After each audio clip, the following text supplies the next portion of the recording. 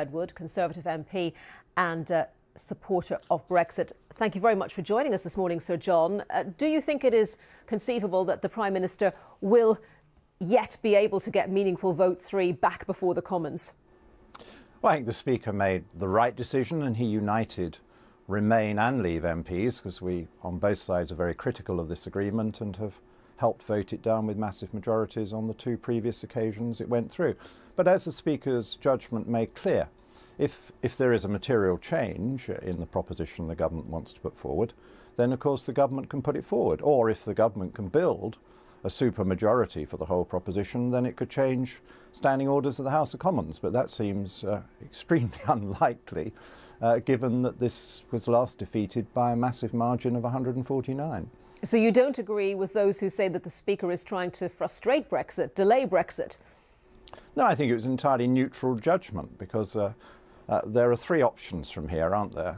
Leave with the withdrawal agreement signed, which many of us don't think is leaving at all. Just leave under the law that Parliament has passed and clearly set out, or abandon Brexit. Those are the 3 options, and that's why both Remain and Leave were quite enthusiastic yesterday, because the 3rd option, the sign the withdrawal agreement and stay in on those terms, is much more difficult now, because it cannot be represented in that form.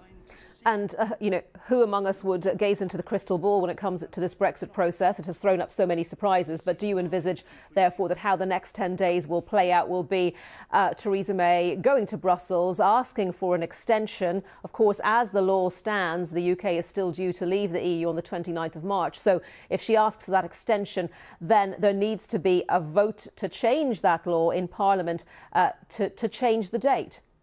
Well, yes, there may need to be more than one vote, depending on how complicated the legal changes would be, and that would depend on what kind of an agreement there was, if any, with the EU over delay.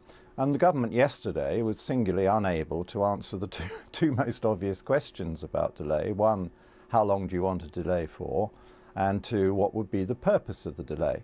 Now, the EU has always been crystal clear that it regards the negotiations as finished for the time being, and that there would not be new negotiations unless we signed up to their surrender document, the so-called Withdrawal Agreement.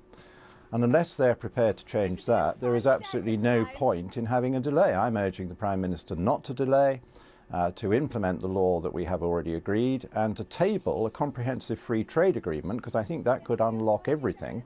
Because I think the EU would then say, well, if you're leaving anyway, we will sit down and discuss a free trade agreement, and then under world trade rules, we don't need to impose tariffs or barriers on each other, which would be a very good outcome. Would your constituents like to see a delay at the moment if it meant that the UK avoids leaving without a deal, because your constituency voted to remain, didn't it?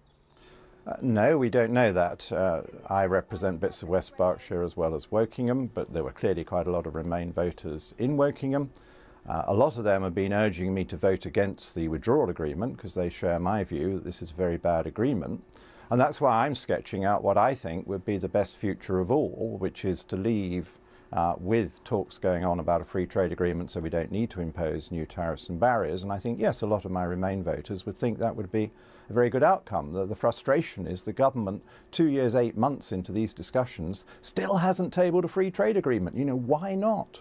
So let me get this straight. Are you predicting that next week may be considerably more complicated than Theresa May asking for the extension this week, bringing it back to the Commons and through the means of a statutory instrument, in other words, a short debate, and then getting that extension passed? You think it may be more complicated than that? Well, I don't think Parliament is going to accept a 90-minute debate on something that important. It would have to be a much longer debate, and of course in the House of Lords they may wish to examine it in some detail as well. But we would want to know. That's a failure of Parliament then, isn't it? That's a failure of Parliament. We've had almost 3 years and Parliament hasn't managed to come to an agreed position. No, but Parliament did come to a very clear agreed position. It said there would be a referendum. We held a referendum. It said it would observe the result of the referendum, and it is legislated for the outcome of the referendum. And I and my friends are just saying, don't change it, Parliament. And we're now arguing about whether the Remain group in Parliament have the votes and the brass neck to say to the British people, we still think you're completely wrong, and we're now going to delay or stop Brexit by trying to change the law. OK, let's see how the next 10 days unfold. So John Redwood, thank you.